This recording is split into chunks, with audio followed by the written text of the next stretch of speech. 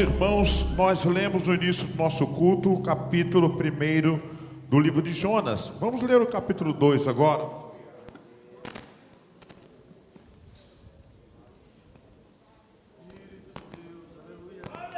Jonas, livro de Jonas, profeta Jonas,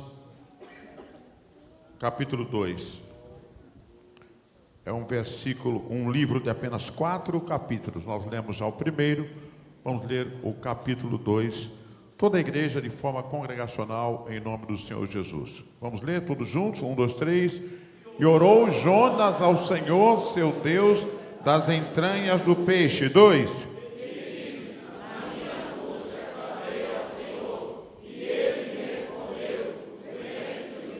Gritei, e tu ouvistes a minha voz. 3.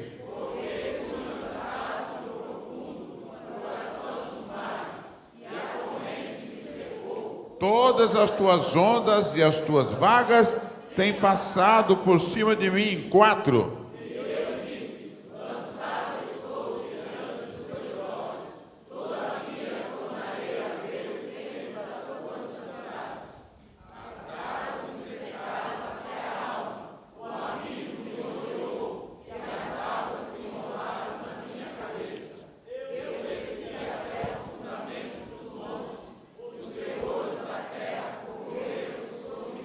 Para sempre, mas tu livraste a minha vida da perdição, ó Senhor meu Deus. 7.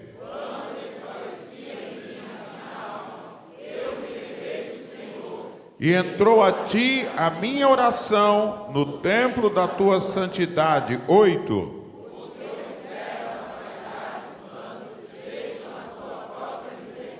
9.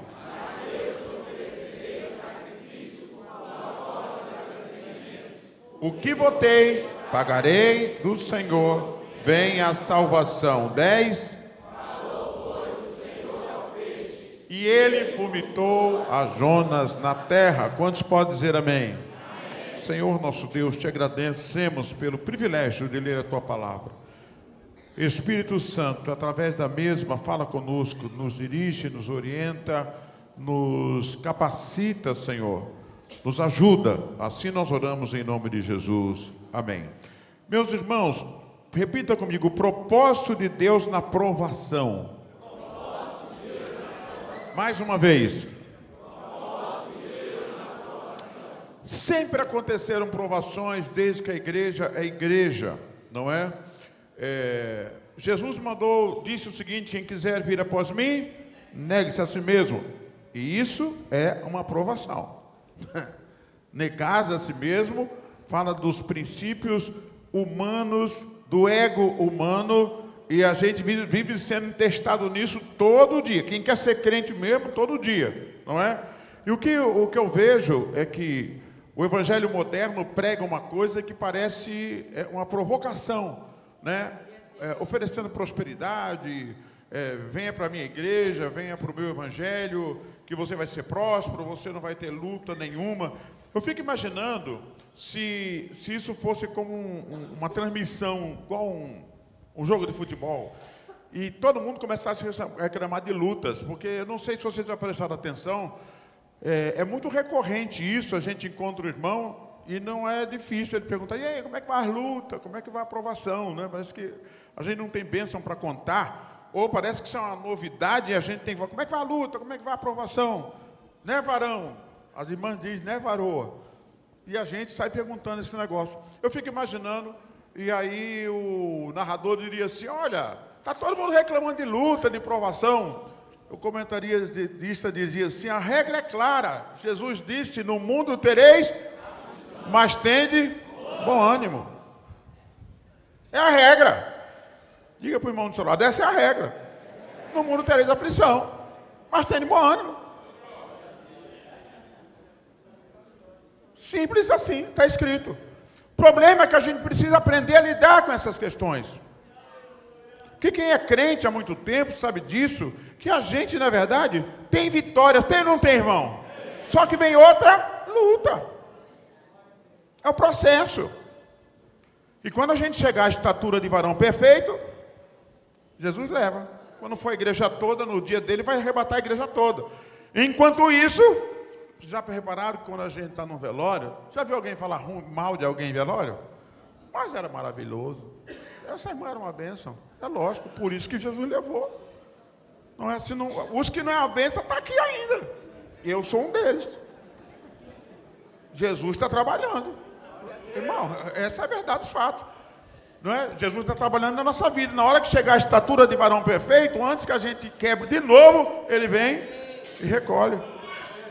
Vocês já prestaram atenção que tem gente que é tribuloso, daqui a pouco ele vira uma bênção. Aí Jesus leva. Mas logo agora Jesus levou. Lógico, antes que desvie de noivo. Jesus levou. Repita comigo quais são os propósitos da provação. Diga comigo, a provação tem o propósito de nos despertar espiritualmente. Diga comigo, a provação tem o propósito de nos corrigir em relação à vontade de Deus. Em terceiro lugar, diga, a provação tem o propósito de nos proteger diante das adversidades. Número 4, todos juntos, 1, 2, 3, está escrito na tela. Buscar a presença de Deus. E número 5. Vamos de novo a partir do número 1, para que a gente não esqueça. 1, 2, 3. Número 1. Tem o propósito de nos despertar espiritualmente. Número 2. De nos corrigir em relação à vontade de Deus. Número 3.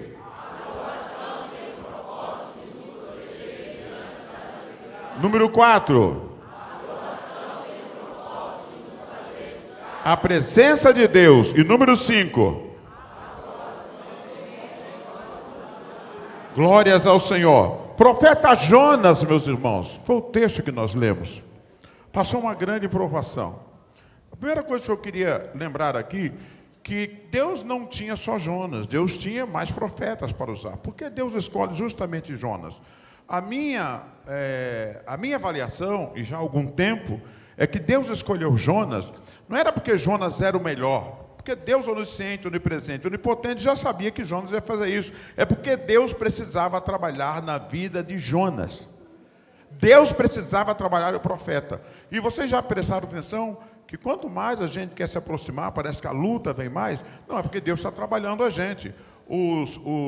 As pérolas, as pedras preciosas, as joias, elas sofrem mais da mão do ourive. O fogo passa mais por elas. Algumas delas passam até por marteladas, não é? Por lapidação, para elas serem as joias que são. Então aí você começa a entender porque algumas pessoas sofrem mais. Eu não estou querendo dizer aqui, fazer simplesmente uma apologia do sofrimento, mas eu vejo aqui Deus usando um profeta. Eu imagino que quando Deus escolhe um profeta, porque ele era um profeta verdadeiro, não era um profeta falso. Mas em compensação, Deus sabia um problema que ele tinha. E ele precisava ser lapidado. Jonas, ele era de um vilarejo do norte de Israel, perto de Nazaré, chamado Gate-Efer. A palavra do Senhor vem a ele. Ele deveria pregar para a grande cidade de Nínive. E veio a palavra do Senhor a Jonas, filho de Amitai, dizendo: levanta-te e vai à grande cidade de Nínive e aclama contra ela, porque a sua malícia subiu até mim. No versículo 1 e 2. Diga comigo, ordem direta. Exclusiva. Determinada. Levanta e vai a Nínive. Jonas foi o único profeta do Antigo Testamento que foi enviado aos gentios. Uma marca indelével, importante, que ele não poderia desprezar. Era um prenúncio do que aconteceria com o apóstolo Paulo, lá na frente, na época da graça. Mas Jonas se levantou para fugir de diante da face do Senhor. E ele foi para Tarsis. Diga, de Jope para Tarsis. Jonas se levantou para fugir diante da face do Senhor para Tarsis. E descendo a Jope, achou um navio que ia para Tarsis. Ele foi a Jope. Irmãos, ele andou aqui, para a gente fazer uma avaliação, uns 50 quilômetros a pé. Mais ou menos como daqui a São Paulo, a pé, para fugir do que Deus mandou. Diga comigo, andar 50 quilômetros a pé para fugir do que Deus mandou. E às vezes a gente, para fugir, a gente até paga. Aliás, o texto diz que ele desceu, pagou a passagem para fugir. Pagou para fugir de Deus. Que coisa. Como que se alguém pudesse fugir de Deus. Me ajude a pregar para esse irmão, falando assim, não adianta fugir, irmão. E se pagou, perdeu dinheiro. Tem gente que paga. Muda de cidade, muda de casa, muda de ministério, para fugir do que Deus está mandando. Irmão, quando você chegar lá, Deus já está na frente. Deus vai chegar na tua frente. Mas eu queria fazer você ver a motivação. Diga, motivação. Eu vou meio rápido, porque já preguei sobre esse tema aqui, a igreja de maneira geral já sabe nossa linha de pensamento. Mas Jonas, simplesmente ele não fugiu porque ele não queria fazer o que Deus queria. Né? Porque o que todo mundo quer fazer é a vontade de Deus. Concorda comigo, sim ou não? Senhor, eu fiz a tua vontade. Mas como com uma pessoa, profeta, não é qualquer um, chamado por Deus, Deus manda ele cumprir a missão e ele foge. Aí a gente canta aqueles hinos, igual os hinos antigos que tinha, né?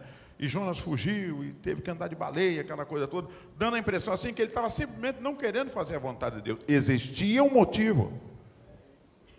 Tinha uma motivação. É porque Deus mandou ele fazer justamente o que o coração dele queria, o contrário. Os ninivitas faziam o seu povo sofrer. Eu não quero entrar em detalhes aqui, mas eles quando eles ganhavam a batalha dos judeus, eles não simplesmente ganhavam a batalha. A história diz que eles faziam isso com requinte de crueldade. Há registro na história, isso não está na Bíblia, mas está na história, não é? Que eles eram daqueles guerreiros que pegava para humilhar a nação que eles subjugaram, pegava uma mulher grávida, abria a barriga, tirava a criança, matava e colocava um gato morto dentro, para humilhar o homem da casa. E essas e outras aberrações. Isso está contado pela história, tá? Agora você imagina você ser um homem, uma mulher de Deus, e o que a gente quer para um povo desse? Mata Jesus, justiça, não é? Senhor, entra com justiça para o teu povo. A gente vê essas injustiças acontecendo no mundo, no Brasil, a gente ora por justiça.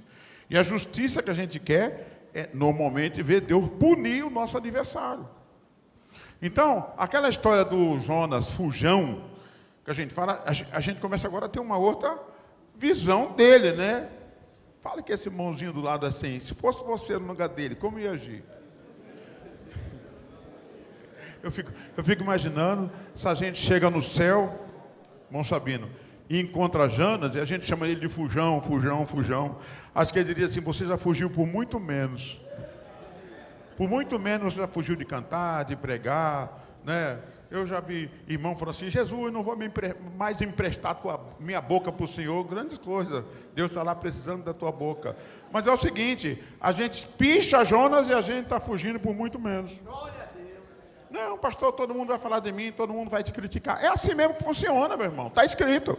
A regra é clara. Quando forem injuriados, quando forem injustiçados, e quando falarem mal de vós, por amor do meu nome, vocês se considerem mais do que bem a... Diga, está escrito.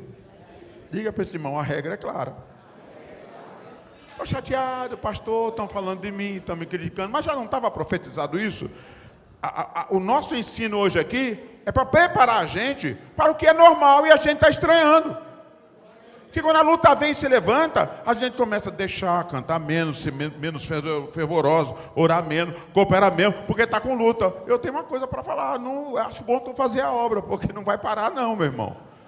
Deus está lapidando a gente, glórias ao Senhor. Essa era a motivação dele para fugir, porque ele esperava Deus usar ele para falar outra coisa. Eu vou matar vocês. Aí Deus usa ele e fala assim, se arrependam. E ele falou o seguinte assim, Deus é tão misericordioso, esse povo vai se arrepender. Ainda vão tudo para o céu.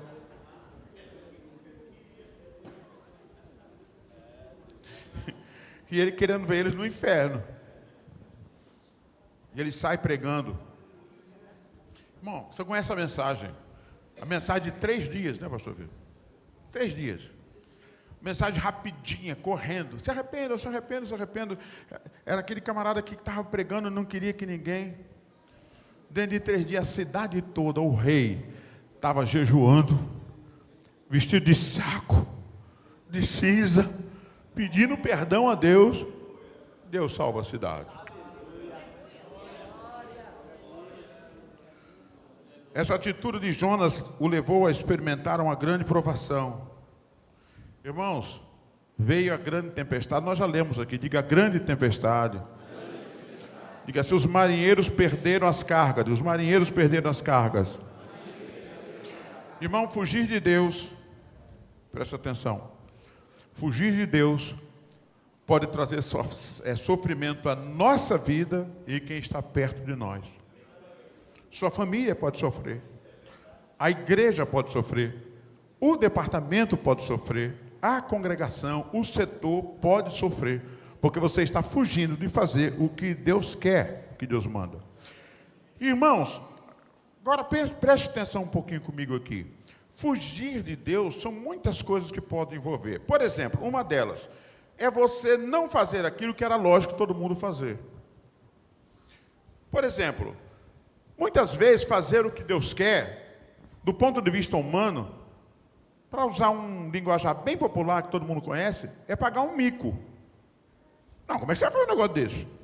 Você imagina outras pessoas, outros profetas, dizendo o seguinte assim, como é que você vai pregar para esse povo se salvar? Esse povo que mata o nosso povo? Não é um negócio complicado, pastor Zamir. É uma situação difícil, né? Se eu fosse o Jonas, não fazia isso não. Então ele fugiu. Ou, por exemplo, Deus mandar abençoar quem te prejudicou. Deus pode fazer isso, sim ou não? Sim. Pode. Aliás, está escrito. É para amar os vossos inimigos. E Jesus falou assim, porque amar amigo, todo mundo faz. Mas crente ama o inimigo. Aí você vai amar o inimigo, o que é que vai acontecer? Por que você está amando o inimigo? Rapaz, você é bobo. Mas a Bíblia manda outra coisa. O Jonas estava fugindo de fazer o que Deus mandava, porque o que Deus queria naquele caso era justamente o contrário do que o homem pensa. E fazer o contrário do que as pessoas pensam é pesado. Diga comigo, é amar, perdoar. Diga, abençoar. Vamos de novo, amar, perdoar, abençoar. Ah, pastor, mas tem que me amar. Não, Jesus manda abençoar, perdoar todo mundo. Quando ele manda abençoar os inimigos, os que te amaldiçoaram, imagina os que te amam. Então ele está mandando, ame todo mundo.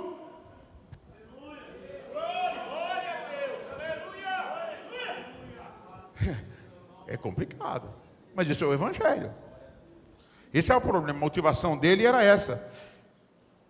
Ele experimentou uma provação, foi engolido por um... Irmão, perderam as cargas todas. E outra, ele foi dormir no porão, irmão. Ele estava disposto mesmo a não fazer mesmo. Depois que jogaram as cargas fora, não tinha mais o que fazer. Lançaram sorte, porque diz a Bíblia que eles oravam cada um ao seu Deus. A impressão que a gente tem é que eles não eram crentes. Eles tinham outros deuses. E cada um orou ao seu Deus. E como esse negócio de cada um ao seu Deus não resolve mesmo, começaram a jogar as cargas fora para aliviar.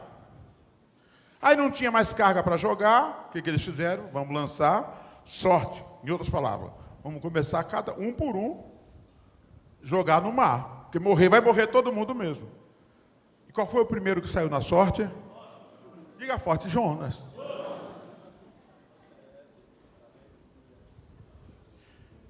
Eu diria que foi o dedo de Deus. Mexeu lá, pá, Jonas. Chegaram lá e estava dormindo. Que tens aí, dormente? Eu sou servo do Deus Altíssimo. Eu sou hebreu. Olha que vergonha. Eu sou crente.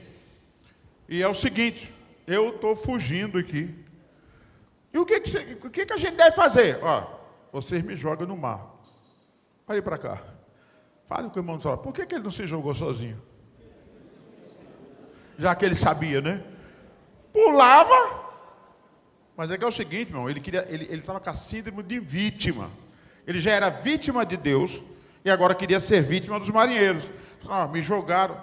Olha, se vocês, sai o meu nome, vocês me jogam. Irmão, os marinheiros eram mais crentes do que ele. Senhor, nós tiramos sorte aqui. E saiu o nome desse homem que a gente não conhece. Não lance o sangue dele sobre nós, nos perdoa. A gente não tem outra coisa a fazer. Mas antes de jogar, perdoa a gente. Jogaram o cabra no mar. E o mar parou. Diga para esse irmão do lado, quando joga o problema fora, a bonança vem.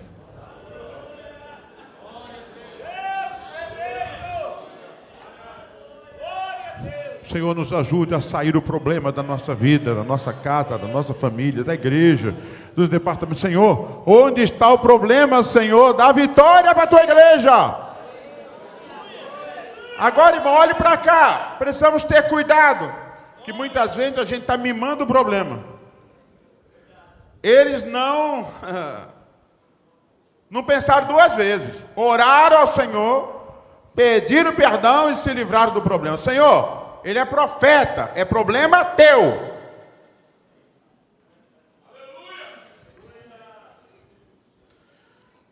Diga comigo, problema de profeta é de Deus. Não se preocupa com o profeta, irmão. Deixa o profeta na mão de Deus, irmão. O profeta falou, irmão, deixa com Deus. Deus sabe o que faz com seus profetas. Sabe ou não sabe? Então pronto, não se desvia por causa do profeta, não. Deixa. Pastor falou, não se cumpriu. Deus vai tratar. E a gente continua sendo crente. Se cumpriu, é de Deus. Não se cumpriu, não foi Deus que falou. E às vezes não se cumpriu ainda. Mas vai se cumprir depois. E até lá a gente fica confiando no Senhor. Essa aprovação fez que Jonas mudar de ideia. O levou a tomar a decisão de cumprir o propósito de Deus na sua vida. No ventre do peixe. Diga comigo, no ventre do peixe. A aprovação tem o propósito de nos despertar espiritualmente. Vamos lá em Jonas 1, 4 a 6.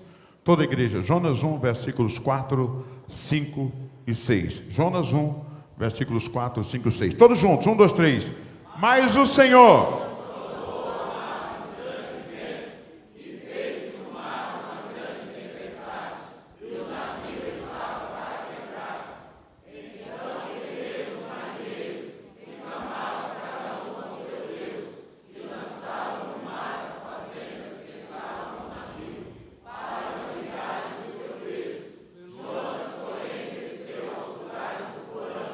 E se deitou, e dormia um profundo sono. 6.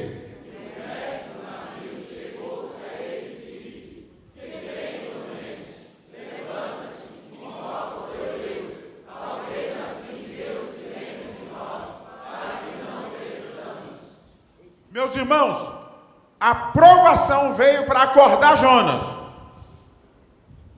Porque se a gente dormir, se a gente ficar em berço esplêndido, a gente dorme. E tem hora que Deus nos chama para perto dele. E a aprovação é uma das motivações. A aprovação tem o propósito de nos corrigir em relação à vontade de Deus. Diga comigo, a aprovação tem o propósito de nos corrigir em relação à vontade de Deus. É tempo de perguntar, é tempo de meditar, é tempo de consultar ao Senhor. Deus, o que está acontecendo? O que o Senhor quer que a gente mude? O que o Senhor quer que eu mude na minha vida, Senhor? Me corrija, me faça andar para o centro da tua vontade, para que o teu nome seja glorificado.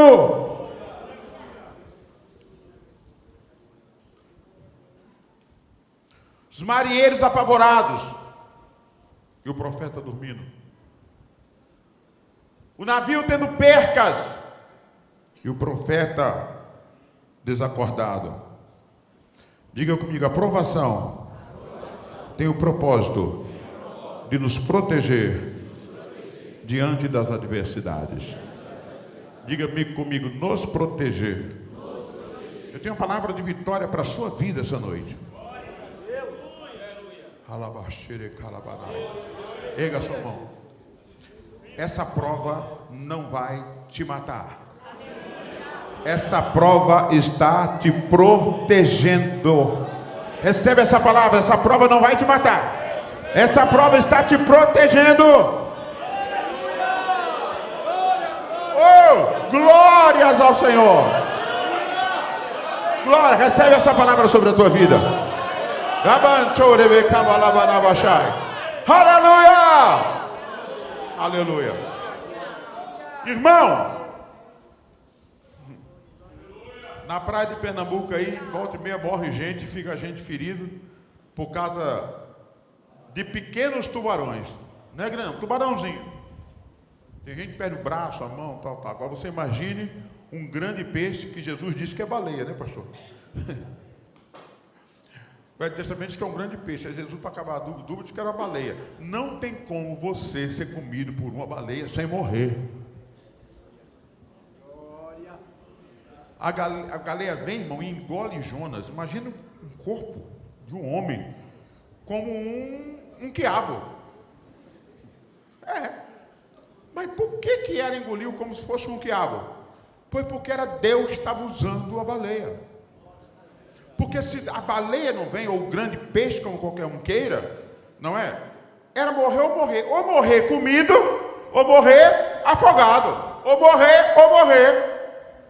Sabe o que o Senhor me mostra? Que ele estava no meio da prova. Você entendeu que eu falei que você não vai morrer? Você entendeu que você não vai morrer? Alguém aqui já viu atestado de óbito? Causa mortes, provação, tribulação. Alguém já viu? Alguém já viu? Não. É coração, câncer, sei lá, infarto, mas de provação e luta, não morre. Deus usa a luta para te proteger. Porque às vezes a gente está longe de Deus, aí vem a luta e a gente vai se esconder no esconderijo do Altíssimo. A sombra do Onipotente. Aleluia, aleluia, aleluia, aleluia, glórias ao Senhor.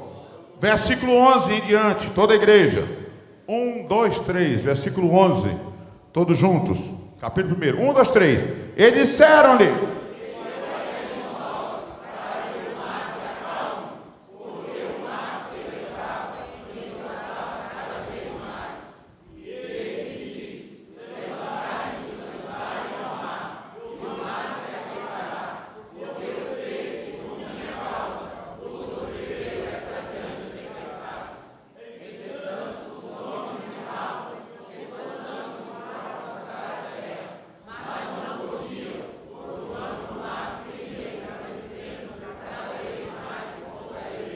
então clamaram ao Senhor e disseram o quê?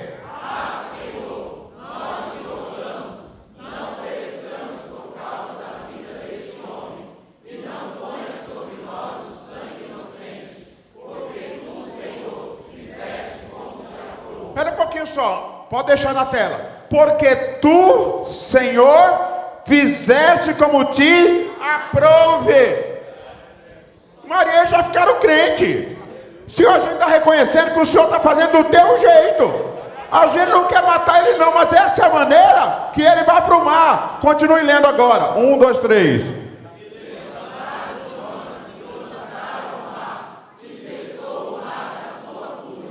Temeram, pois.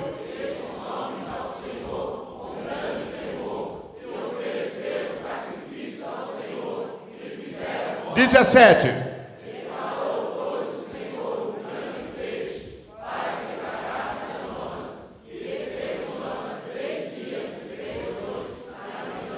Antes disso, cada um orava ao seu Deus. Depois disso, todo mundo ficou crente. Agora que é Deus que manda no navio. Ofereceram sacrifícios ao Senhor Deus, adoraram ao Senhor, glorificaram ao Senhor. Você está entendendo, meu irmão? Diga comigo: culto no navio, sacrifício no navio, adoração no navio, e o profeta no peixe.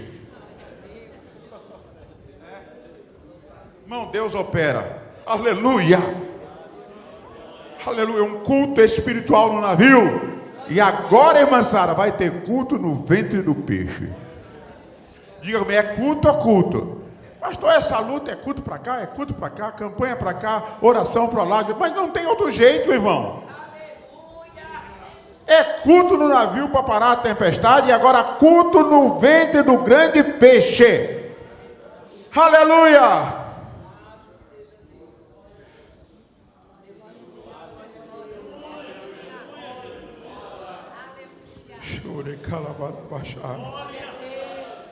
Repita comigo: quando Jonas é jogado, a tempestade cessa.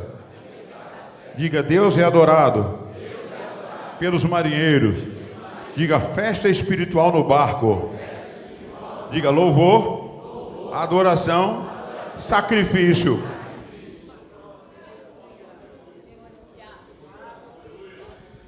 Aleluia. Aleluia! Jonas não morreu no mar porque o peixe o engoliu. O peixe lhe deu uma carona.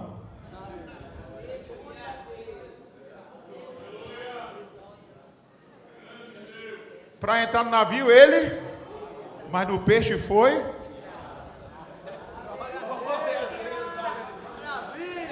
Eita glória, aleluia! O peixe foi de graça, carona de graça, aleluia, aleluia, aleluia, aleluia, aleluia. Glórias ao Senhor. A aprovação muitas vezes pode ser uma medida protetiva de Deus para nós. Ele não entendia, mas agora ele estava no ventre do grande peixe. O grande peixe o engoliu. Ele não morreu nem afogado, nem morreu tragado pelo peixe. Agora ele estava dentro de uma igreja submarina.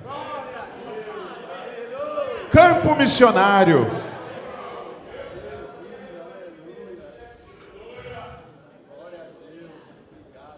No ventre do peixe, Jonas estava protegido. Diga comigo: no ventre do peixe, Jonas estava protegido. Aleluia. No navio, morreria ele e todos os marinheiros. Jogando ele e o peixe não viesse, morreria afogado. Se Deus não tomasse conta da baleia, ele morria comido pelo peixe. E no fim agora ele estava orando. Diga comigo: a disciplina corretiva de Deus pode nos proteger de um mal maior. Quem está entendendo? Não vamos na festa, não posso agora, porque eu estou orando, estou jejuando. O que está acontecendo? Deus está te protegendo. Porque orando, jejuando, ninguém vai morrer por causa disso. Tá? Vamos ver o que Tiago diz. Vamos ler a Bíblia? Nós estamos terminando. Tiago 1, versículos 2 ao 12. Está na tela. Todos juntos? 1, 2, 3. Meus irmãos,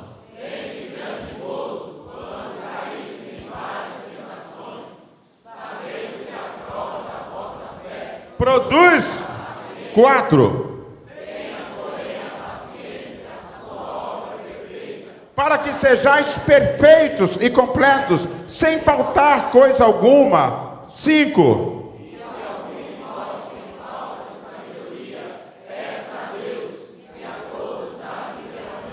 E não lancem rosto, e ser-lhe-á dada. 6.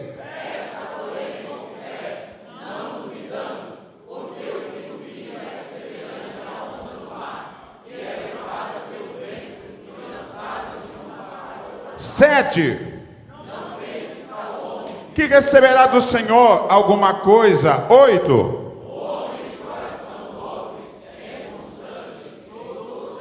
9.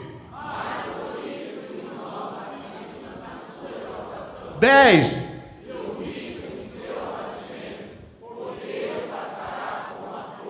11. E a erva seca, e a sua flor cai, perece. Também o rico em seus caminhos, o 12. Por quê? Receberá a qual o Senhor tem prometido aos que o amam. Glórias ao Senhor. Diga comigo, a coroa da vida. Jesus não está falando que vai dar dinheiro para resolver o problema da gente, não. Está falando da coroa da vida. Para terminar, diga aprovação. Tem o propósito de nos fazer buscar a presença de Deus. Vamos voltar para Jonas 2, versículo 1 ao 10. E assim a gente está terminando. Todos juntos, 1, 2, 3. E orou Jonas. Vamos ler de novo o primeiro, volte no primeiro. 1, 2, 3.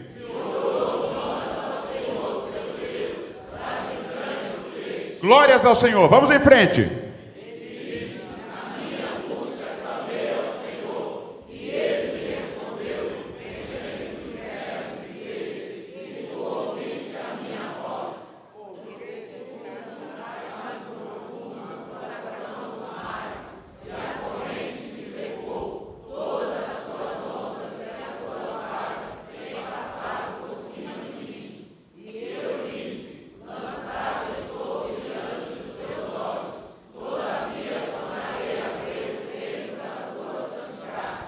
As águas me cercaram até a alma, o abismo me rodeou, e as algas se enrolaram na minha... Ele está falando do vento do peixe, irmão. Alga, águas, abismo. Mas ele sabia que Deus estava ali. Ele era profeta. Vamos em frente, 1, 2, 3. Eu desci.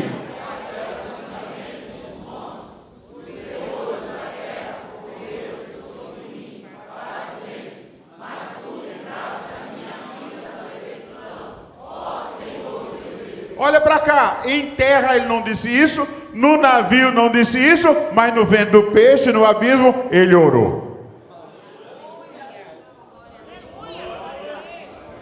Vamos em frente, todos juntos, 1, 2, 3.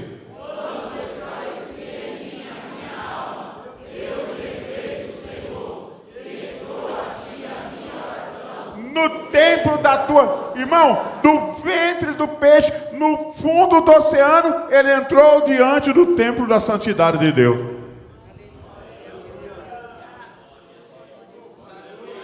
Vamos em frente, 1, 2, 3.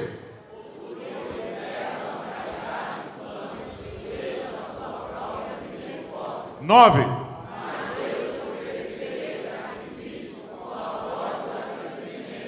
O que votei, pagarei do Senhor. Repite isso aí. O que votei, pagarei do Senhor. Ele estava dizendo assim: eu sou profeta e vou pregar a salvação.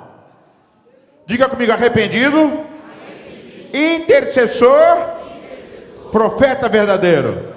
Mas ele só foi aprender isso no fundo do mar, dentro do peixe. Vamos terminar. Todos juntos, o 9, o 10. Falou, pois, o Senhor ao peixe, e ele vomitou a Jonas. Leia de novo o 10. Falou, pois, o Senhor ao peixe, e ele vomitou a Jonas na terra. Esse versículo quer dizer exatamente o seguinte. Irmão, não conheço ninguém aqui, nem eu, que foi engolido pelo grande peixe e foi no fundo do Oceano Atlântico. Não conheço ninguém. Mas o que eu aprendo aqui? Ainda que isso aconteça, Deus está no controle de todas as coisas. O peixe sobe porque Deus mandou. Engole Jonas porque Deus mandou. e fica dando volta. Um tour oceânico. Olha, submarino. Quanto custa? Recentemente, um camarada muito rico, uns camaradas, e eles alugaram um submarino potentíssimo para turismo, e eles foram no fundo do mar, e ele explodiu lá, morreu todo mundo. Quem lembra disso aí? Né? Foi famoso esse negócio, saiu em todos os jornais, tal. Mas a baleia não explodiu com o homem dentro dela. E ela que tragou, ia para lá, ia para cá, não é? Eu fico até imaginando aqui um certo sofrimento da baleia, um certo enjoo. Mas Deus fala, não, segura, não está na hora ainda, deixa ele orar. Você imagina agora com vontade de vomitar? Porque é complicado um homem dentro, irmão. A gente, como um negócio indigesto, não fica mal? Você imagina a baleia com um homem dentro, não é? E o Senhor fala, não, ainda não está na hora não, você não vai morrer também não, baleia. Você está prestando um serviço para mim. Aí João orou, se arrependeu, aleluia, sentiu a presença de Deus, tudo lá dentro. Aí Deus fala para ele, agora chegou a hora, baleiazinha. Vai lá na praia, vomita o homem lá, que está tudo resolvido. E a baleia saiu, glória a Deus, aleluia. Livre estou. E o profeta se levanta e vai pregar a palavra de Deus. Quem está entendendo o que Deus falou aqui essa noite, vamos ficar de pé. Vamos orar uns pelos outros, pedir paciência ao Senhor, graça. Eu preciso da sua oração. E eu também estou orando por você. É tempo de luta, de batalha.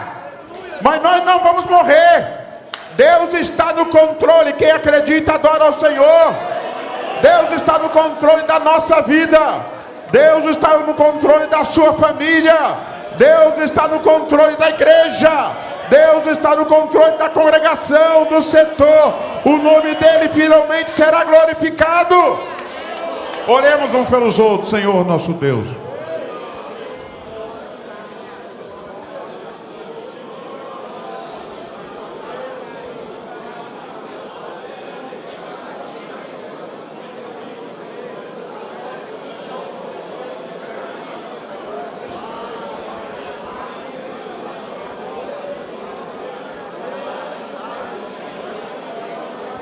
Deus, eu oro nessa hora por todos aqueles que passam por lutas, por provações diversas, Senhor, sejam elas financeiras, de saúde, sejam elas familiares, no casamento, Senhor, as lutas mais diversas que querem nos fazer parar, Senhor.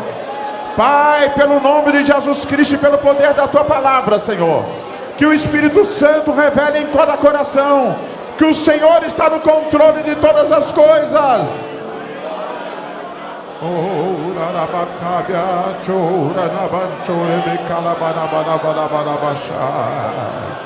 Aleluia, aleluia, aleluia, aleluia, aleluia. Glórias ao Senhor. Senhor, que o Teu Espírito compartilhe em cada coração agora.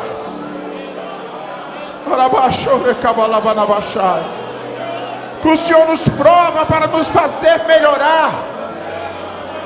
Que o Senhor nos prova para nos fazer crescer. Que o Senhor nos prova para nos edificar, Senhor. Abençoa esse meu irmão, essa minha irmã, Senhor. Dá-nos a Tua graça.